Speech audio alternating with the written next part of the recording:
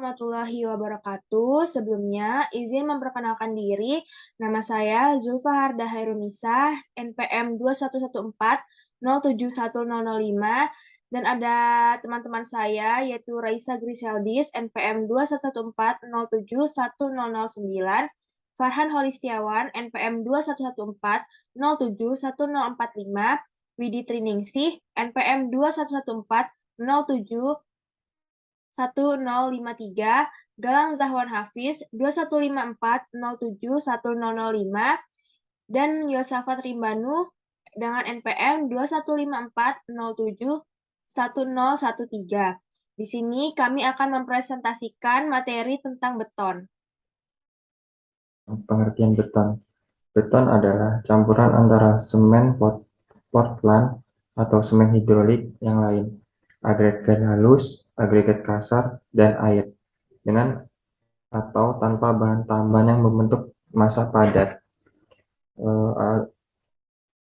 Semen Portland itu adalah jenis semen yang paling umum yang digunakan secara umum di seluruh dunia sebagai bahan kasar beton, mortar, plaster, dan adukan non-spesialisasi. Beton merupakan suatu bahan komposit campuran dari beberapa material yang bahan utamanya terdiri dari campuran antara semen, agregat halus, agregat kasar, air, dan atau tanpa bahan tambah lain dengan perbandingan tertentu.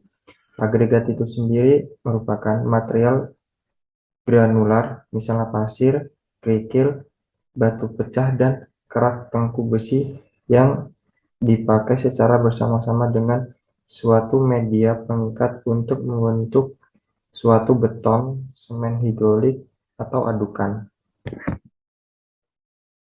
Izin memperkenalkan diri, nama saya Yosafat Rimbanu. Saya akan melanjutkan presentasi dari teman saya. Selanjutnya ada material penyusun beton. Yang pertama itu ada semen, terus ada agregat campuran, ada air, dan yang keempat ada bahan tambahan atau admixtures. Perkenalkan, nama saya Widi Triningsih dengan NPM 2114071053. Di sini saya akan menjelaskan tentang aplikasi beton dalam kehidupan sehari-hari. Nah, untuk aplikasi beton sendiri pasti kita sering tuh jumpai entah di perumahan atau di jalanan.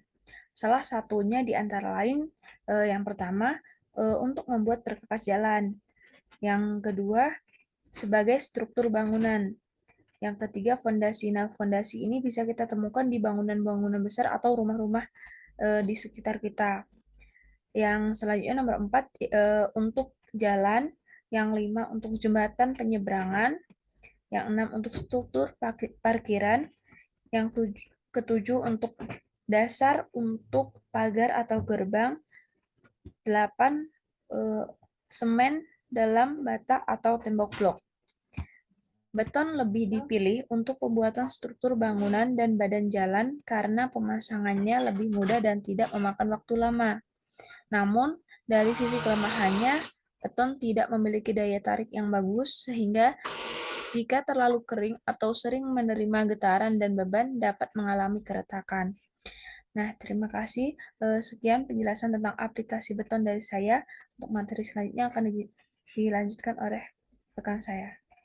Selanjutnya ada macam-macam beton. Yang pertama ada beton bertulang. Beton bertulang adalah beton yang ditulangi dengan luas dan jumlah tulangan yang tidak kurang dari nilai minimum yang disyaratkan dengan atau tanpa pertegangan dan direncanakan berdasarkan asumsi bahwa kedua material bekerja bersama-sama dalam menahan gaya yang bekerja.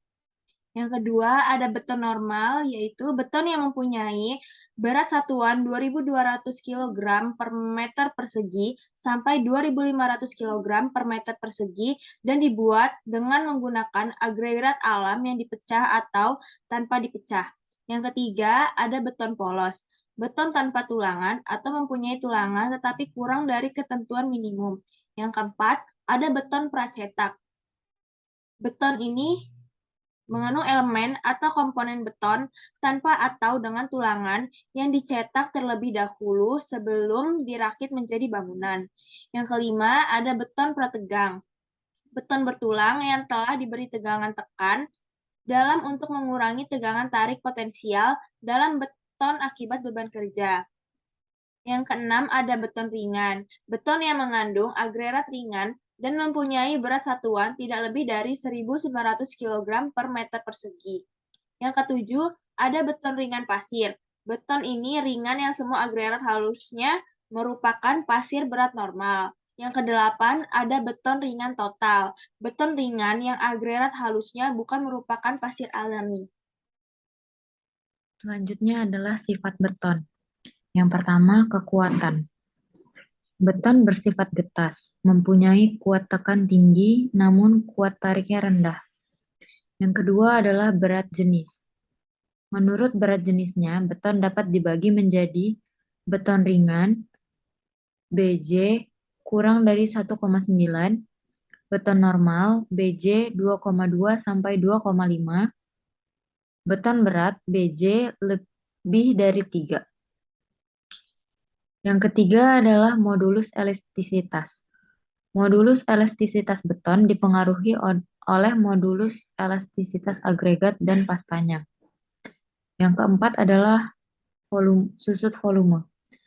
Volume beton setelah keras sedikit lebih kecil dari volume sewaktu masih segar, karena selama mengeras mengalami penyusutan yang disebabkan oleh penguapan air. Yang susut adalah pastanya.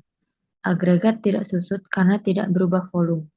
Susutan beton sekitar 2 kali 10 pangkat minus 3, sedangkan susutan pasta sekitar 6 kali 10 pangkat minus 3. Untuk mengurangi susut yang tidak searah biasanya dibuat celah-celah pada jarak tertentu. Selanjutnya adalah kerapatan air atau kedap air. Yang terakhir adalah ketahanan terhadap aus, cuaca, zat kimia, dan lain-lain.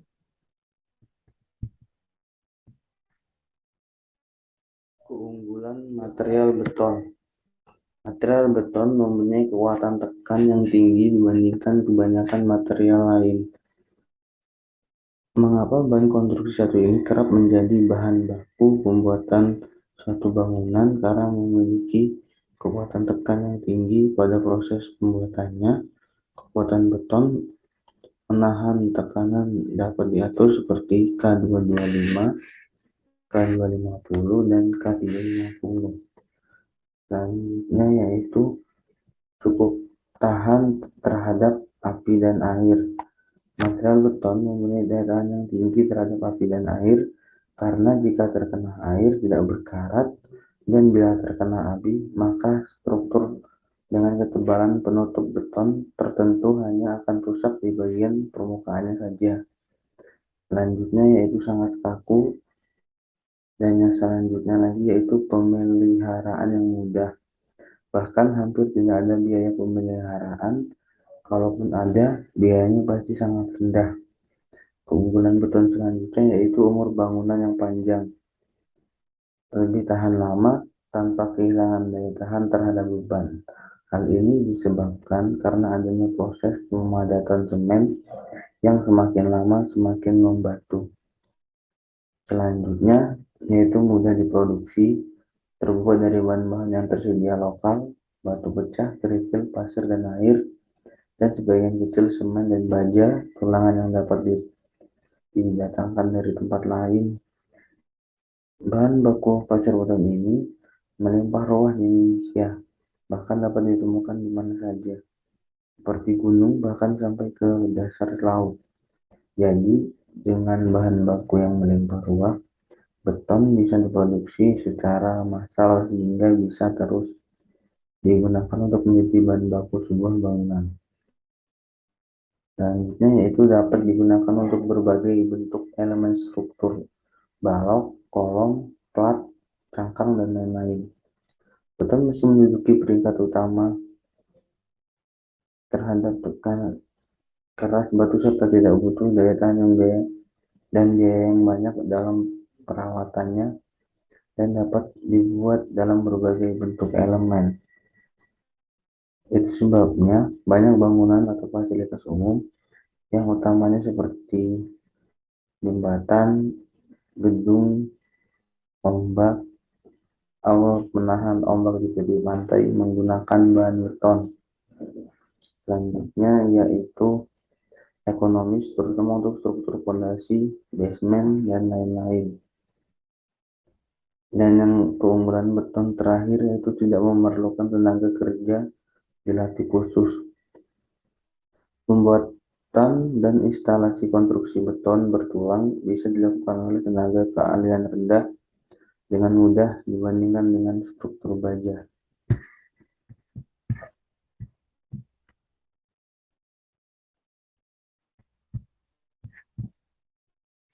Kemudian saya akan menjelaskan tentang kelemahan material beton. Yang pertama yaitu mempunyai kekuatan tarik yang rendah, sehingga memerlukan baja tulangan untuk menahan tarik. Lalu memerlukan cetakan atau backcasting serta formwork sampai beton mengeras, yang biayanya bisa cukup tinggi. Lalu struktur umumnya berat karena kekuatan yang rendah per unit berat.